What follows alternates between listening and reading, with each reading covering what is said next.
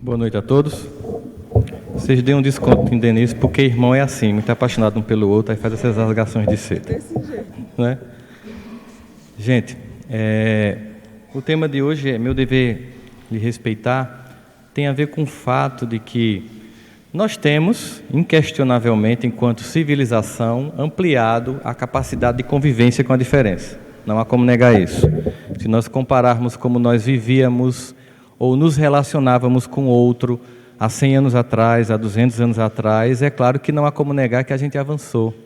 É claro que a visão que se tinha da diferença, por exemplo, quando os europeus chegaram aqui, era de dizimar todo aquele que não fosse igual a mim, que não cresce igual a mim. Mas nós sabemos que o processo evolutivo ele não se dá de uma forma linear.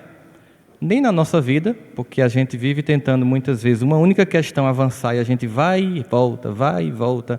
Tem hora que a gente perde a paciência com a gente mesmo, quando a gente pensa assim, não, eu consegui identificar tal deficiência, eu consegui criar certas circunstâncias ou certos anteparos emocionais para conseguir passar essa fase, e de repente a gente pensa que está tudo ok, uma situação ou outra oferece aquela velha questão e a gente cai de novo.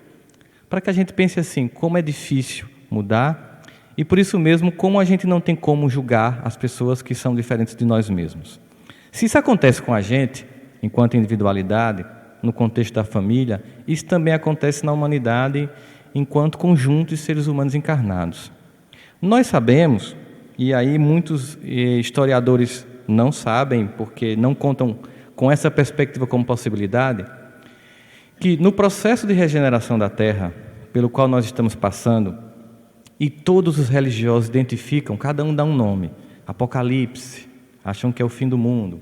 Outros dizem, é uma mudança de era, a nova era.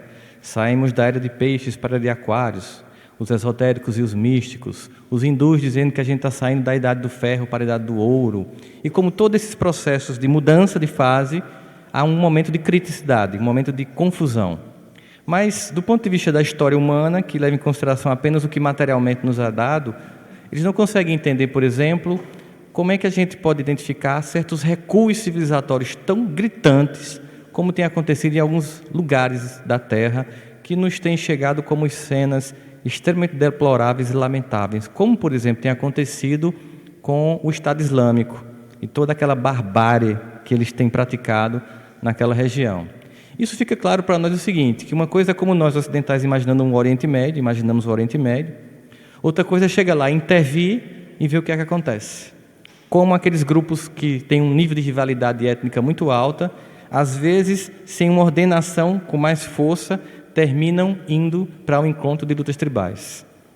E isso aconteceu em vários países, aconteceu no Afeganistão, aconteceu no Iraque, está acontecendo agora, nesse país que está conflagrado em guerra, mandando levas de pessoas para a Europa, mas isso é só um sintoma da dificuldade que nós temos de lidar com o outro. É um sintoma que mostra, por exemplo, uma Europa que passou por várias tragédias em seu solo, pela incapacidade de conviver com as diferenças e que agora se fecha de forma indiferente à dor daqueles que buscam alguma possibilidade de encontrar salvação para suas vidas, de fato, já que ficando onde estão podem realmente morrer, serem trucidados, como tem acontecido, para os que continuam nessa região conflagrada em guerra. Mas o desrespeito, ele não é só identificado nessa situação de conflito étnico e histórico que a gente tem visto agora no Oriente Médio, mas também no nosso cotidiano. A dificuldade que a gente tem de lidar com as pessoas que pensam diferente de nós, que agem diferente da gente, que têm uma crença diferente da nossa, que têm uma condição cultural diferente da nossa, social ou sexual. Enfim, nós temos uma profunda dificuldade de estabelecer o padrão de fraternidade, que é o objetivo-alvo da humanidade, desde que o governador celeste nos permitiu vir aqui nessa escola de aprendizes para continuarmos o nosso processo evolutivo. Num momento como esse, de transição, de profundas transformações, é dada a oportunidade de todos os espíritos que aqui passaram ter uma possibilidade de voltar aqui para tentar acertar. E é por isso que muitas vezes nós percebemos que mesmo pessoas que estão dentro de uma civilização, que nascem num país com o mínimo de civilidade, mas que continua com um psiquismo ainda tribal, da época que estagiavam nesse psiquismo, ainda no conflito, mesmo que não tenha uma luta étnica para travar, mesmo que não tenha uma luta religiosa para travar, eles criam um motivo fútil para travar uma luta pela diferença. E é isso que alimenta, por exemplo, líderes de torcida, por exemplo, da Gaviões da Fiel, do Corinthians, ou da Mancha Verde, do Palmeiras, marcar via redes sociais para se encontrar no metrô para se matar. Eles não estão dentro de um país conflagrado em guerra, totalmente desestruturado, mas mesmo assim, como eles ainda estagiam num psiquismo de conflito, de incapacidade de fato de conviver com quem é diferente dele, basta um pequeno movimento de diferença para justificar a minha vontade de destruir o outro. Porque nesse caso, ainda há um atraso tão grande do plano evolutivo pessoal que é preciso se unir para destruir o que é diferente. Eles não estão aglutinados por um tipo de fraternidade, por um tipo de amor, por um tipo de sintonia cultural. Eles estão unidos na vontade de destruir e na vontade de matar. E é óbvio que a temperatura da violência, ela aumenta. E como a mídia exacerba isso, a sensação de caos aumenta em todos nós. Mas nós não estamos aqui para fazer uma análise da sociedade. Nós estamos aqui para fazer uma análise de nosso papel como ente dentro de uma sociedade nesse tempo no qual nós nos encontramos. E a grande pergunta é, como cada um de nós tem trabalhado as nossas dificuldades de conviver com as pessoas que são diferentes de nós? Que começa num ambiente, laboratório, por excelência, chamado lar. Nesse ambiente nós já temos o grande experimento da diferença. Irmãos completamente diferentes uns dos outros, criados pelo mesmo pai, pela mesma mãe, mas que se manifestam de uma forma única e que geralmente termina sendo motivo, por exemplo, de muitas análises psicológicas sobre como a personalidade se constrói, até que ponto ela é genética, ou até que ponto ela é social, ou é cultural, ou é criacional da família onde o indivíduo nasceu. Mas eles não conseguem explicar porque quando chega gêmeos, eles são diferentes na personalidade, e mesmo que sejam chipófagos, nasçam colados sem possibilidade de descolamento, eles têm personalidades completamente diferentes. O que descartaria apenas o ambiente, a genética, a sociedade e a cultura como evento formatador da personalidade. De modo que hoje as pesquisas todas, e que foram quantificadas por vários métodos estatísticos, chegaram à conclusão de que 49% da personalidade humana ela é explicada por questões de ordem genética, se você é homem ou se é mulher, se você tem um nível de social mais alto ou menos, se você tem ou mais cultura, na família onde você nasceu, o país onde você nasceu, a religião onde você nasceu, todas essas variáveis e outras tantas, elas vão influenciar para a formatação de 49% da personalidade. Hoje, todos os pesquisadores nesse campo dizem o seguinte, que 51% da personalidade estão numa variável não identificada. É um nome bonito, que a gente chama de reencarnação, mas eles não admitem. Mas pelo menos eles encontraram o limite.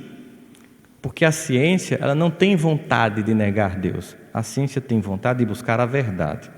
Então chegou no limite. Se eu explico a materialidade de 49% da personalidade e o 51% é uma variável não identificada, não é de um dia para outro que eles vão admitir a possibilidade de uma pré-existência do ser. Por isso que muitas dessas cenas que nós vemos é a vinda desses seres com toda essa demanda de violência acumulada e que querem dar vazão. E são para nós que estamos aqui encarnados, e a espiritualidade superior bem deixa claro isso, um teste. Um teste para ver até que ponto nós estamos, de fato, firmes na proposta do Evangelho.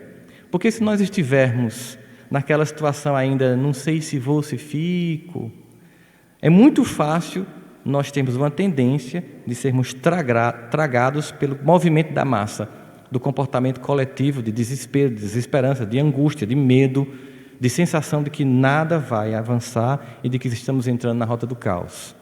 Na verdade, estamos na crise profunda da transição humana e essa crise ela ainda está acontecendo e provavelmente teremos capítulos ainda bem mais complexos que exigirá de nós redobrar as esperanças e não somente olhar a cena, mas participar para a transformação do mundo novo.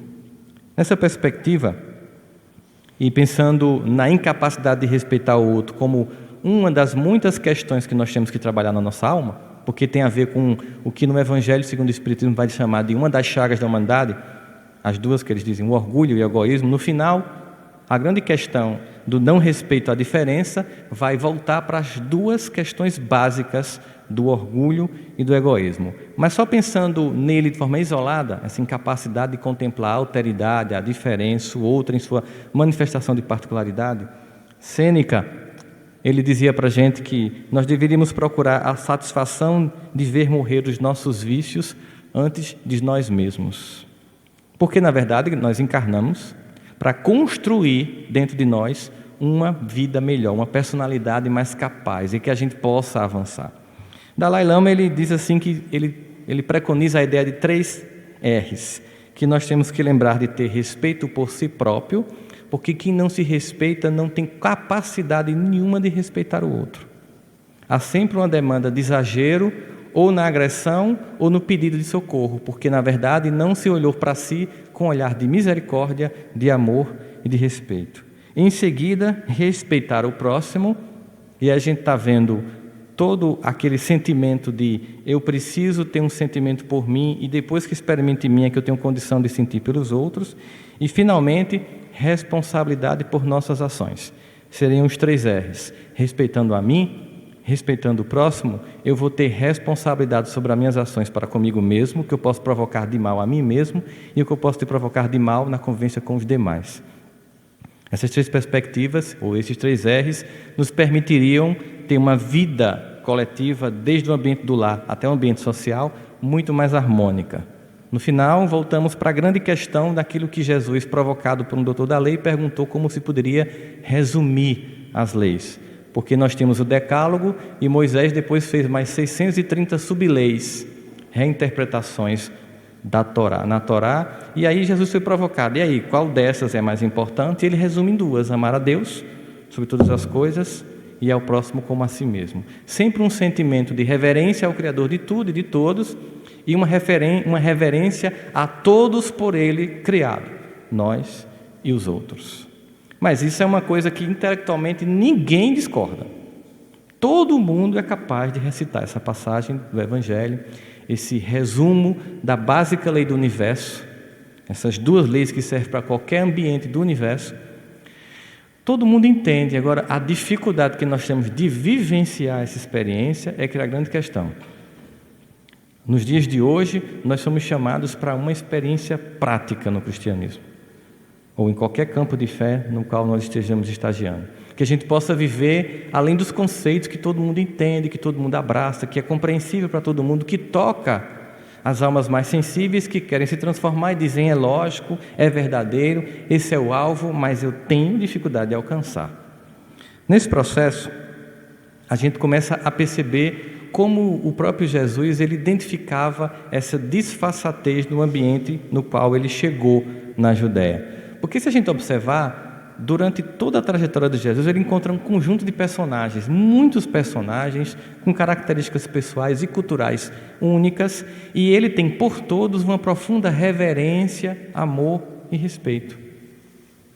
A gente percebe todos os contatos de Jesus pautado por esses sentimentos, mas tem uma classe de pessoas que ele mostrava claramente um sentimento de menosprezo.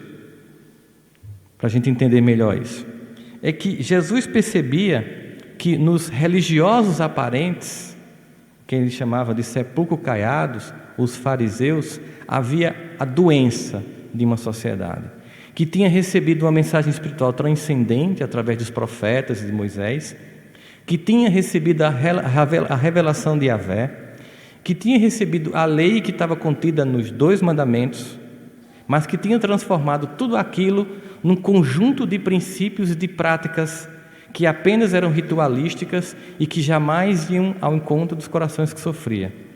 E ele via particularmente essas criaturas, ao meu ver, como as que mais prejudicavam o avanço da coletividade por ter transformado ou deturpado a mensagem do Evangelho, a mensagem de Deus naquela época, que os Evangelhos vieram depois dele. Por isso que, se você não vê Jesus tratar, por exemplo, nem os romanos que tinham invadido a Judéia, que escravizavam o povo, que era o povo dele também, porque ele era judeu, nem se dirigindo aos romanos, Jesus se dirigia com tanto desprezo como ele se dirigia aos fariseus. Porque aqueles que deveriam ser os que levavam a esperança, os que consolavam os corações, os que acolhiam as almas caídas, eram os que muitas vezes provocavam mais dor, mais dissensão e mais discórdia, que viam os samaritanos como sub-raça, que não se podia chegar junto, que criavam um conjunto de rituais para que, praticando os ritos, se sentisse o homem diante de Deus, fazendo o que ele queria, mas com o coração ainda impuro. É o contrário quando a gente vê, por exemplo, quando ele vai ao encontro de Zaqueu, que era um traidor do seu próprio povo, já que colhia impostos para o invasor. Ele aparentemente seria muito mais motivo, se a gente fosse analisar sob a nossa perspectiva, vamos imaginar que o Brasil tivesse sido invadido pelos Estados Unidos e algum de nós aqui tivesse tornado, Érico, que é economista, tivesse tornado o Zaqueu da cidade. Estava colhendo impostos, ficou na frente, Érico, já sabe. Estava colhendo impostos para o invasor. Ele chegava nas nossas casas, pedia metade do que a gente tinha para mandar para os Estados Unidos. Como é que a gente olhar para Érico? Com profundo desprezo. Mas Jesus não via isso em Zaqueu, não via isso na samaritana, não via isso na mulher que estava sangrando e o tocou, não via isso em tantos personagens que, ao nosso ver, seriam motivos de afastamento, de preconceito. Ele conseguia encontrar possibilidades, mas nos religiosos aparentes, não. Por isso, tanta dureza. Ao contrário de tudo que a gente viu, ele também tentava desestruturar de forma clara muitos desses conceitos quando ele agia de encontro a esses dogmas, curando no sábado, não lavando as mãos para se alimentar, provocando, na verdade, esse grupo de pessoas para que eles percebessem o quanto eles tinham engessado a mensagem de Deus, transformado em algo que afastava e não aproximava. Ele sabia que a religião ela não alcançava os moribundos, aqueles abandonados, os desesperançosos. Por isso, ele trouxe um reino de amor que se estendia a todos. E quando os seus discípulos acharam, pelo medo do evento da sua crucificação, que precisavam repensar o cristianismo para uma aproximação com o judaísmo, ele chama Paulo, lá em Damasco, enquanto Saulo, para fazer com que esse amor se estenda não somente para a Judéia, mas para toda a humanidade. Hoje nós temos visto um bando de representantes de Deus, em todas as expressões de fé, que se dizem donos da verdade e que de forma covarde escolhem grupos que não agem como eles pensam e que deveriam se agir, que não vivem a vida sexual como eles imaginam que se deveria viver, que não cultuam Deus da forma como eles gostariam de cultuar e hoje usam de forma nefasta o poder político para tentar se impor às minorias, sejam sexuais, sejam étnicas, sejam religiosas. E isso acontece hoje no Brasil.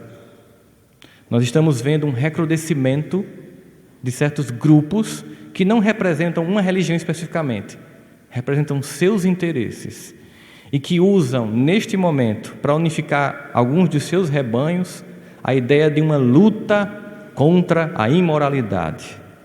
E, mais uma vez, ao invés de serem elementos da concórdia, da unidade, da fraternidade, se tornam os fariseus dos dias de hoje, acusando, apedrejando quem pensa, quem age e quem cultua Deus de forma diferente de si.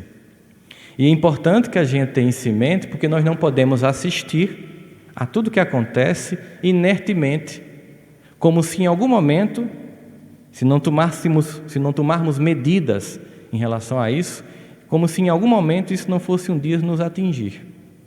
Nesse momento eu lembro da história de um homem que estava em seu país, lendo o jornal, e ouviu dizer que o país vizinho estava em guerra.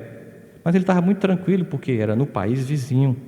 Certamente nada aconteceria no seu país. Ele continuou a vida dele muito tranquilamente. Até que certo dia ele percebeu que a luta e a guerra se aproximavam da fronteira do seu país. Mas é como se a fronteira fosse a Colômbia. Ele morasse aqui em Campinas, ele pensasse, ainda tem toda a Amazônia, a região norte todinha, essa guerra não chega aqui nunca. Até que ele viu, depois de um tempo, que a guerra tinha entrado no seu país.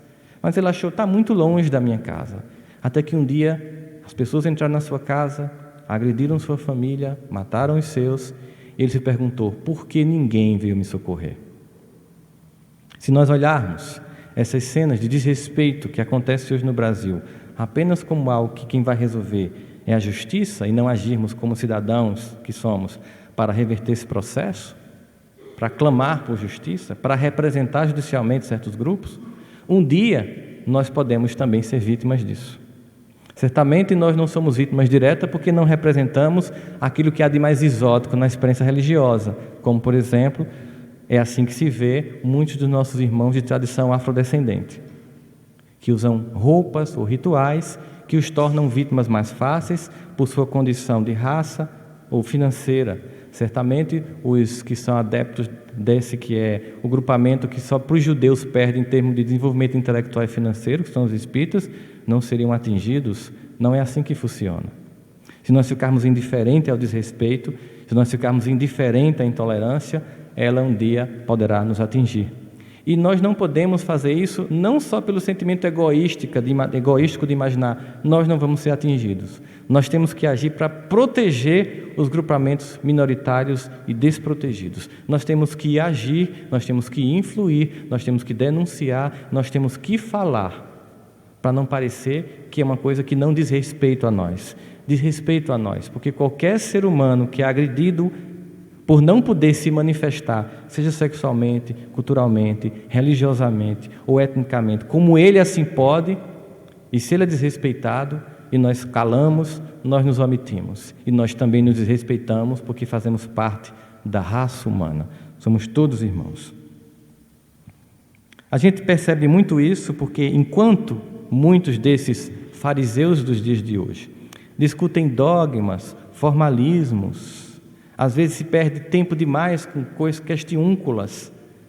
Dentro do próprio movimento espírita, se o passo é mais assim, se é mais assim, se é mais assim, o que importa é como socorrer, como chegar junto. Não se sente no espírita porque ele mexe muito a mão.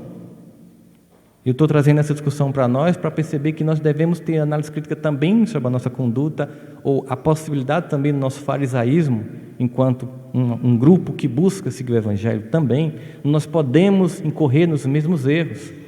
Eu estava conversando com uma pessoa do movimento espírita, e ela falando que estava indo para um encontro que vai ter nos Estados Unidos, são 10 mil pessoas, o Dalai Lama vai estar lá, e que era muito importante ir, porque nós temos que pregar a convivência com a diferença, o respeito aos outros, a fraternidade. Eu disse, eu acho realmente que isso é muito importante. Falei que em Campina Grande nós tínhamos o MIEP e tínhamos um encontro, chamado Encontro para a Nova Consciência, que tentava, Denise, fazer essa busca também de encontro da diferença.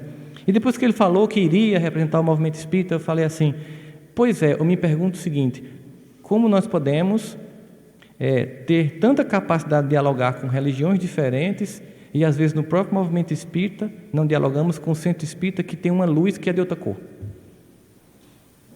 É um contrassenso. Nos afastamos apenas por um detalhe, ao invés de estarmos juntos, por tudo o mais que somos iguais. E assim no campo da fé e das experiências de fé na humanidade, por causa de questiúnculas teológicas, ou de dogmas, ou de ritos, que representam às vezes 2% da expressão da fé, nós deixamos de conviver com 98% de coincidência de valores que nos unem em torno de causas maiores. Isso vale para a nossa vida familiar, porque às vezes nós discordamos de alguém por uma questão pequena, travamos uma guerra por questões mínimas e esquecemos que somos da mesma família, irmãos de sangue, estamos no mesmo ambiente, temos os mesmos pais, às vezes temos a mesma percepção de realidade e de fé, mas por causa de um problema, de uma forma de ver o mundo, nós entramos em conflito. Isso é fácil de lembrar, porque vocês lembram que as últimas 2 campanhas políticas aqui em Campina Grande criou um tipo de paixão patológica que parecia de cidade de 3 mil habitantes. Famílias brigando por homens que nem sabem que essas pessoas existem, vestindo cores com uma força e um vigor, como se representasse a sua própria etnia. Veja como nosso psiquismo é frágil. Basta um estímulo para a gente reproduzir todo o padrão anterior, de conflito, de discórdia. De qualquer forma, era sempre mais tranquilo quando eu via aquelas moças que ficam com aquelas bandeiras, nos giradouros, nas esquinas, cada uma com a cor de um candidato, olhando uma para a outra assim, quase como inimigas. É que eu lembro que, graças a Deus, que no passado aquilo eram lanças, que eram arrojadas e empurradas no coração do outro.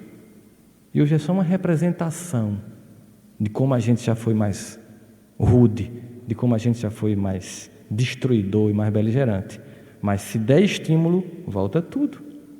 Por isso que nós temos que estar no combate constante, tanto em nós como na sociedade, tanto no desenvolvimento de nossas virtudes, como no desenvolvimento de um pacto ético-social mais respeitoso.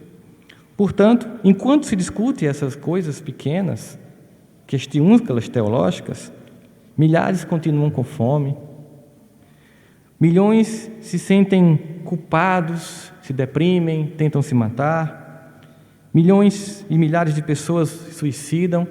Nos Estados Unidos, por exemplo, um estudo recente que saiu mostrou que 781 soldados morreram nessas invasões, mas mais de 1.900 se suicidaram. E outros, que não são contabilizados, morreram viciados em drogas, em álcool.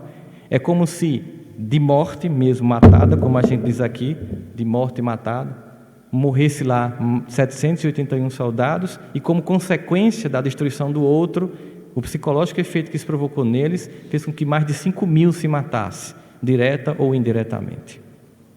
Para ver como há uma repercussão nessa escolha. Temos ainda famílias destruídas pelo egoísmo de alguns e pela ilusão de outros que acham que a melhor saída em busca da felicidade às vezes é sair de uma relação. Nós vemos em todos os cantos o desespero, a infantilidade, a angústia. Enquanto muitos discutem questões teológicas, milhões de almas deixam de ser socorridas. Por isso, nós poderíamos nos fazer uma pergunta bem incômoda. Será que hoje, na parábola do samaritano, nós seríamos o samaritano ou o sacerdote e o levita da indiferença? Quantas vezes nós somos indiferentes? Aquele que caído moralmente, em situação difícil, seja qual for, mas que não tinha nada a ver com a gente, eu não podia fazer nada, eu estava muito ocupado, eu estava muito apressado, eu tinha compromissos a cumprir, eu tinha que ir ao centro, eu tinha que abrir a reunião, enfim. Quantas vezes, em nome do formalismo, nós deixamos caídos? E essa pergunta tem que ser feita porque é uma pergunta que nos move, para que a gente não caia no mesmo erro, porque a forma como esses defeitos, eles criam contornos de parecer diferente para nos enganar, são muitas. A criatividade que a nossa própria mente faz produzir desculpismos para que a gente faça a mesma coisa de uma forma diferente, achando que está fazendo uma outra coisa como sendo virtude, é muito comum. Portanto, nós temos que nos perguntar: quantas vezes eu fui o fariseu e não o samaritano? Quantas vezes eu tenho sido o fariseu e não o samaritano? Quantas vezes a minha agenda tem deixado de me permitir atender a tantos que buscam? E quando eu cair, como eu quero que perto de mim se aproximem? Para me acusar, ou para passar de lado, ou para me socorrer? E aí, a lei é muito clara: aquilo que nós plantarmos, certamente nós iremos colher. E André Luiz diz: todo aquele que opere e coopere de espírito voltado para Deus deverá aguardar sempre o melhor, e isso não é promessa de amizade, é lei. É interessante ele dizer isso: todo aquele que opere e coopere de espírito voltado para Deus deverá aguardar sempre o melhor, e isso não é teologia da prosperidade espírita, de jeito nenhum. E isso não é promessa de amizade, ou seja, você não virou um VIPzinho do outro lado por causa disso. Apenas é da lei, que quando você planta o bem, você colhe. Nessa perspectiva, Emmanuel, entre das muitas exegeses que ele faz de pequenos trechos do Evangelho, riquíssimas, como Denise me dizia, a gente viajando para Recife, ela disse uma coisa que me tocou profundamente. Ela me disse: no futuro, talvez daqui a uns 200 anos, as pessoas irão aprender português para poder estudar como Emmanuel comentou o Evangelho de Jesus. Porque, sem sombra de dúvidas, é o maior comentador que a gente tem do Evangelho. Não é à toa que Pão Nosso ganhou nos Estados Unidos, num concurso que existe lá sobre livros religiosos, como o terceiro melhor livro religioso, o livro Pão Nosso. e ele foi analisado numa banca em que estavam vários padres e pastores. E o livro Pão Nosso, na abertura, fala de reencarnação e espiritismo. Mesmo assim, quando eles analisaram aquilo que Emmanuel conseguia extrair de uma pequena passagem do Evangelho, que às vezes nos assusta. Quando a gente está fazendo aquele Evangelho em casa bem despretensioso, abre ali Pão Nosso, vinha de luz, sabe? Aí um trecho, capacidade de síntese e de profundidade que ele tem sobre a análise, dá uma sensação assim de, cara, esse cara é o cara. É a sensação que eu fico toda vez. E aqui, nessa mensagem pelas obras, para tratar dessa questão da diferença e de como nós costumamos ficar muito mais próximos de quem nos é igual do que quem nos é diferente, ele usa uma passagem de uma carta de Paulo, 1 Tessalonicenses, capítulo 5, versículo 13, em que Paulo diz: é que os tenhais em grande estima e amor por causa da sua obra. É que os tenhais em grande estima e amor. Olha só, gente, como Paulo é sábio. Não porque ele é da minha religião, não porque ele torce pelo meu time, não porque ele é da minha família, não porque ele tem a minha classe social, não porque ele tem a minha cultura, não porque ele tem a minha raça. Que todo esse estima e amor seja pela obra que ele provoca, mesmo que ele seja completamente diferente de mim, acredite em Deus completamente diferente de mim, mas se houver nele uma obra que o dignifique, temos que ter por ele ou por ela muita estima e muito amor. E aí Emmanuel começa a dizer que todos nós experimentamos a tendência de consagrar a maior estima apenas àqueles que leem a vida pela cartilha do nosso ponto de vista. É natural. Nesse momento em que a gente cria uma fraternidade por interesse, eu gosto de você porque você gosta de mim, eu gosto de você porque você pensa como eu gosto de você porque você gosta de sorvete de coco como eu gosto de sorvete de coco. Se você gostar de pistache, você é exótico. É estranho, pistache, coisa estranha. Isso é o quê? Sei lá, um negócio verde. Tu é estranho. Qualquer coisa de diferente. Mas se você pensar como eu, se você agir como eu acho, se você frequentar a mesma religião, se for para o mesmo centro, se a gente puder ir para o mesmo restaurante, se a gente puder ir para a mesma balada, tiver o mesmo nível cultural, tiver o mesmo padrão de inteligência, aí a gente se gosta um do outro. Porque no fundo a gente termina buscando os semelhantes. Nosso devotamento é sempre caloroso para quantos nos esposam os modos de ver, os hábitos enraizados e os princípios sociais. Ele já começa a dar umas cutucadas. Hábitos enraizados. Não no sentido de ser algo sólido porque tem raízes, mas no sentido de não ter avançado porque parou no tempo. Então, certos hábitos nossos são enraizados. E é engraçado porque a própria ciência neurológica hoje trabalha muito a ideia do quanto o hábito provoca envelhecimento. Aquilo que mais nós tememos, que é a aproximação do alemão, Alzheimer, por exemplo, ela é provocada pela repetição de comportamento. Quanto mais as pessoas repetem comportamento, mais envelhecem o cérebro rapidamente. Sentar na mesma cadeira, na mesma posição, para ver o mesmo programa de TV, na mesma cadeira da mesa, pedir sempre o mesmo sabor de pizza e sempre para o mesmo lugar e conversar com as mesmas pessoas, representa um profundo envelhecimento neurológico. Todo movimento contrário ao padrão, em que eu me desafio constantemente, representa a criação de novas sinapses neurológicas para criar novos circuitos de resposta ao novo que se me apresenta. Quando alguém concorda comigo, não há nenhum esforço intelectual, eu apenas faço, é mesmo.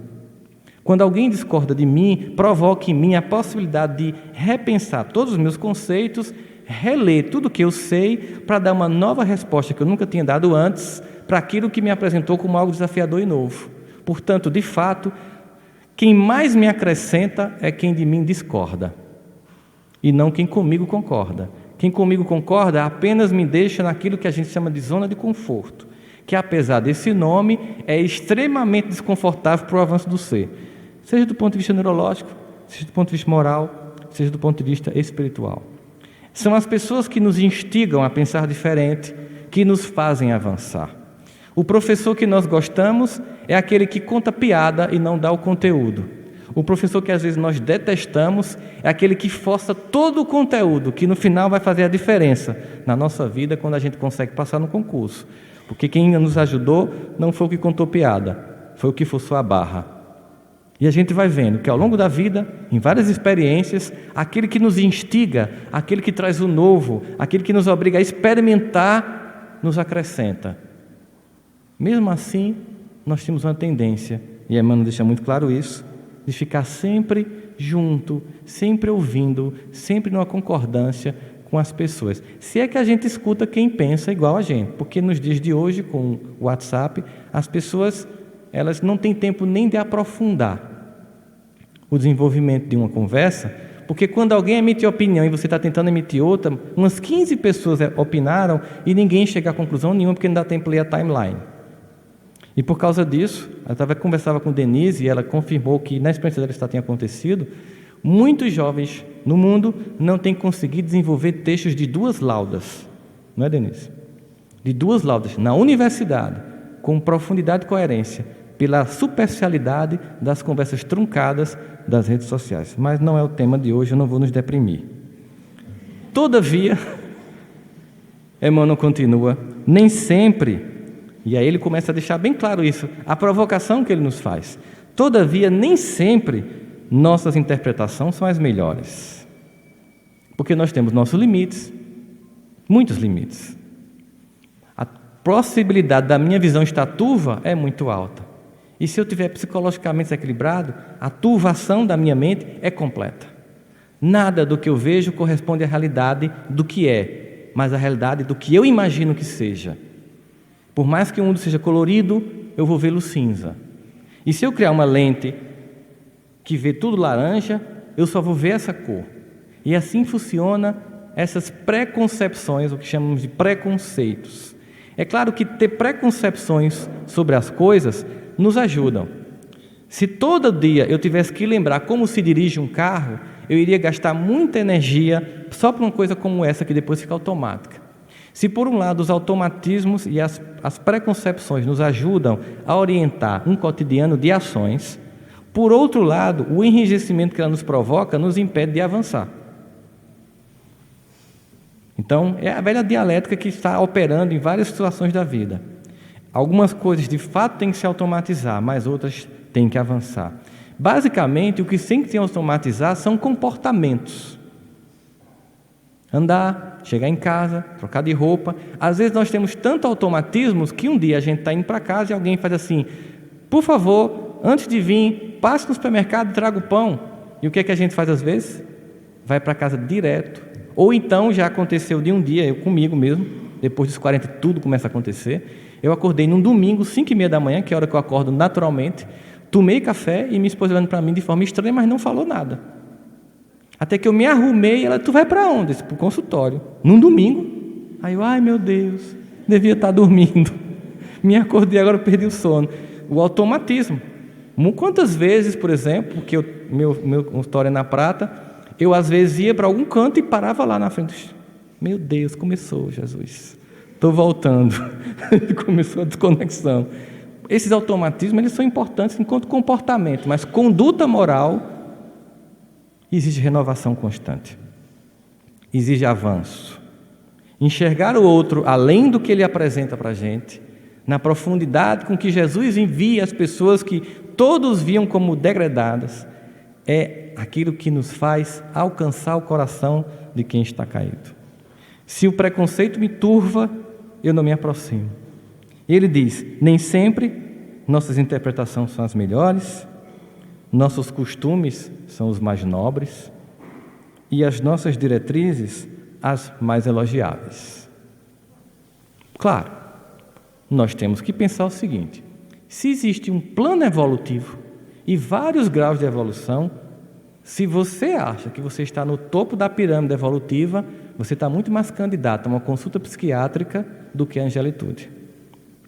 Se você tem um mínimo de bom senso, você há de imaginar o seguinte: existe muita gente melhor que eu em tudo. E aí me cabe ou 2 sentimentos clássicos: ou um sentimento de revolta e de menosprezo a mim mesmo por não ser tão bom, ou um sentimento de inspiração a olhar aquele que alcançou como alguém que diz para mim: é possível, venha também.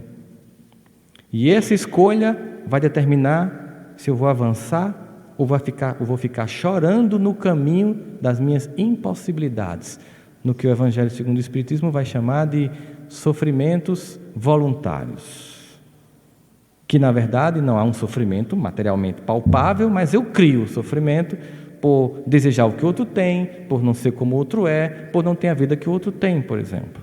Então, quando eu olho pessoas que estão avante do ponto de vista moral, eu não posso me sentir menor, porque eu estou no degrau que eu posso estar agora. Mas eu tenho que me inspirar para subir de degrau. Por isso, eu não posso imaginar que eu tenho as melhores interpretações em tudo, os melhores costumes, e muito menos as diretrizes mais elogiáveis. Porque no plano da evolução tem muito degrau ainda a subir. E ele continua: daí procede os impositivos da desintegração da concha do nosso egoísmo. Ele coloca a ideia de uma concha, porque a gente se fecha. Feito uma tartaruga que quando você bate, ela puxa tudo, fica lá dentro, fechadinha, num ambiente mais duro, que permite sobreviver a uma coisa mais rígida, a uma tentativa de mudança maior.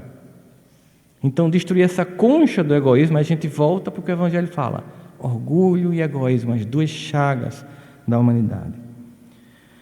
Nesse processo, nós precisamos nos dedicarmos à amizade e ao respeito aos companheiros, não pela servidão afetiva com que se ligam ao nosso roteiro pessoal, ou seja, dedicar amor só quem nos gosta, só aquele que é bom para a gente, quem pensa como a gente. É o desafio do amar ao vosso inimigo. Isso aqui é toda uma descrição, trajetória psicológica do amar ao inimigo, mas pela fidelidade com que se norteiam em favor do bem comum. Às vezes, e essa percepção é importante, tem pessoas que nós percebemos muita conduta equivocada, mas ninguém é uma única coisa. Essa visão infantil e maniqueísta de que ou todo mundo é ruim ou todo mundo é bom, ou a pessoa é ruim ou a pessoa é boa, não opera num plano de evolução, em que na nossa personalidade tem pontos de luz e pontos de sombra. No outro também tem pontos de luz e pontos de sombra. Quando é que você não consegue ficar bem com ninguém? Quando você só consegue sintonizar a sombra do outro, porque você não consegue enxergar a sua luz. Quando você não consegue enxergar a sua luz, invariavelmente você não enxerga a luz do outro. Então, de quem você se aproxima, no seu ambiente de sombra, você só vê a sombra. E todo mundo tem sombra. E aí você diz: eu não gosto de Denise. Poxa, mas eu gosto. Porque eu tenho uma sintonia e consigo ver a luz dela e o outro só está vendo a sombra. Se você está nesse tipo de vibração, você não vai ficar com ninguém. Porque na impossibilidade de ver a sua própria luz, de se respeitar, o primeiro respeito a si mesmo, respeitar o outro e se responsabilizar sobre ações, como diz o Dalai Lama, nesse momento em que eu não me amo, eu não vou amar ninguém. No momento em que eu não me ilumino, eu não vou ver luz em ninguém e vou encontrar o que todo mundo tem, e tem mesmo, sombras. E porque eu só enxergo isso, eu acuso todos. Ninguém me ajuda. Esse processo implica então dizer que só tem uma forma de resgate: voltando para mim mesmo e sendo o primeiro a me socorrer. E só depois que eu me levanto é que as pessoas começam a me enxergar, porque enquanto eu estou no chão, vão passar direto, porque também todos têm muitas angústias. Nesse processo, a gente vai vendo o que ele vai nos colocando aqui como possibilidade. Nós temos que ter reverência, respeito e amizade por todos aqueles que operam na causa do bem, mesmo que não seja dentro do meu espectro de percepção de realidade de fé, ou de cultura, ou de raça. Não importa. É quando você, por exemplo, olha Zilda Arnes, que criou aquele trabalho inteiro para combate à desnutrição infantil, que viveu servindo ao Evangelho e que morreu no terremoto do Haiti servindo ao Evangelho. Ela é espírita? Não. Era católica. Deixou de ser uma grande servidora do Evangelho? De jeito nenhum. Quantas pessoas, às vezes nem professando uma fé, são um exemplo da dignidade humana? Enquanto que muitos que gritam e professam, apenas fazem isso. Gritam e professam, e não agem. E não têm uma conduta exemplar. E Emmanuel continua: Busquemos as criaturas, acima de tudo, pelas obras com que beneficiam o tempo e o espaço em que nos movimentamos. Ou seja, pessoas que têm responsabilidade e agem para a mudança, para melhor, do tempo histórico no qual estão inseridos, e não ficam apenas olhando pela TV, e que se movimentam para a mudança de tudo isso. Pessoas que impactam a vida de uma coletividade, independente de ser pessoas que estão na nossa perspectiva de fé ou não, de crença ou não, mas que contribuem para o melhor, merecem nosso respeito e nossa solidariedade. E ele diz finalmente, porque um dia nós compreenderemos que o melhor raramente, ele usa essa palavra muito claramente, o melhor raramente é aquele que concorda conosco. Isso é impactante, imagina. A maior parte das pessoas que gostam de mim, que concordam comigo, raramente são as pessoas que de fato vão me oferecer o melhor. Mas é sempre aquele, que concorda com o Senhor. Muito claro que ele está. Raramente quem concorda comigo me oferece o melhor. Mas sempre aquele que concorda com o Senhor me oferece o melhor. Colaborando com Ele, com o Senhor, na melhoria da vida, dentro e fora de nós, num processo de reforma íntima e de reforma social. Não é apenas uma iluminação no astra, depois vai para a luz, não. É uma iluminação que desce ao charco para implantar a luz, sendo um soldado do Evangelho. Não importa se é do Gita, do Alcorão, não importa se é do Evangelho, da Torá ou das Sutras, mas um ser que, reformando-se, iluminando-se, respeitando-se, amando-se, consegue sair da concha do egoísmo, como diz Emmanuel, age na transformação de si e do mundo. São pessoas que merecem reverência e respeito. Billy Graham é um dos mais amados pastores americanos. Tem uma obra de análise do Evangelho brilhante. Realmente, muitos livros dele são tocantes. E ele teve a oportunidade de conversar durante 15 minutos com o Dalai Lama. E a intenção dele era a intenção de quem acreditava que ele tinha a verdade e o Dalai Lama não tinha, era de converter o Dalai Lama ao cristianismo. E ele ouviu uma resposta do Dalai Lama que ele mesmo se impactou e trouxe para o meio cristão como um questionamento incômodo para nós. Ao final dos 15 minutos, o Dalai Lama disse o seguinte para Billy Graham: eu tenho muita facilidade para crer no Jesus que vocês pregam, mas tenho muita dificuldade em crer no Jesus que vocês vivem. Serve para todos nós. Eu tenho muita facilidade para crer no Jesus que vocês pregam, mas eu tenho muita dificuldade em crer no Jesus que vocês vivem. Por isso que Francisco de Assis, em relação ao Evangelho, nos diz sempre: prega o Evangelho em todo o tempo, se necessário, mas só se necessário, use as palavras. Porque alguém pode achar que pregar o Evangelho é fazer uma palestra no Seja. Fazer uma palestra no Seja é chegar em casa, ler Emmanuel, ler o Evangelho, ler Joana, ler a Bíblia, sintetizar, chegar aqui e falar. Se você é um professor, como é o caso de Oscar, de Denise, de Érico, como a gente já vive fazendo isso, a gente apenas já tem essa vantagem de falar. Tem um monte de aluno que não quer escutar. Então a gente pega isso, pega esse contexto do Evangelho e traz aqui porque fala grande coisa. Nós vamos ganhar o Oscar por isso. Não. Nós precisamos, de fato, entender esse momento da vida em que nós somos solicitados a viver a experiência do Evangelho. Viver o Evangelho. Quando necessário, falarmos do Evangelho. Nós não podemos ser indiferente a um conflito que se estabelece nesse país no campo da fé. Nós não podemos ser indiferentes ao desrespeito que alguns provocam à religião de outros. Nós não podemos viver de um Evangelho que apenas é um discurso, mas, sobretudo, que seja uma prática. E nós não necessitamos ter o dom da oratória para pregar o Evangelho, porque, às vezes, é muito mais fácil, no silêncio do gesto, pregar o Evangelho do que num discurso de 50 minutos. Que Deus nos abençoe hoje e sempre.